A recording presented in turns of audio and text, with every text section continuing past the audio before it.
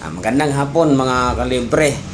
So, ako nga pala si Kalibre. So, mayroon naman sa atin nagtatanong sa PO error.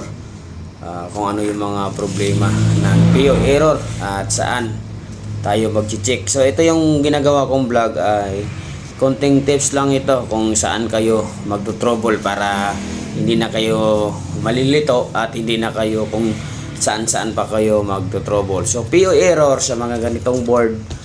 So, sa mga may alam na, madali na lang to sa kanila. Itong video natin para to sa mga bago at sa gusto talagang matuto. Pero paalala ko lang sa inyo ito, mare-repair nyo lang ito kung mayroon kayong background sa electronics. Pero pag wala, so kailangan nyo magkaroon talaga ng basic electronics. So, pwede kayo mag-aral dyan sa mga malapit ng electronics. So, ito. So, PO error, hindi yan sila magkakalayo sa P4 error. So, ipapakita natin sa inyo yung madalas natin napapalitan ng PO error. So, dito yan. Ito. Malawak yung PO error. So, ito yung mga resistor. So, karamihan naman sira sa mga board natin, kahit sa mga ibang error, mga SMD resistor lang nag-change value. Ayan, oh. Pag PO error, so, i-check nyo yan. I-check nyo yung PO error, yung karamihan yan, pinapalitan namin yung 101.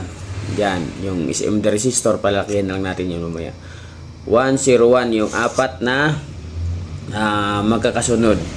So, yan madalas na pinapalitan namin. Tapos, dito, yung may mga 393 na SMD resistor. So, pag i-check siya, 39K saka yung toke. So yan, nagti-change value yan.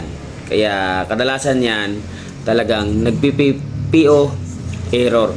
So dito rin matatagpuan yung P4 error. So huwag na kayong lumayo mga kalibre. Sa mga ganitong board, PO error, so nandito lang.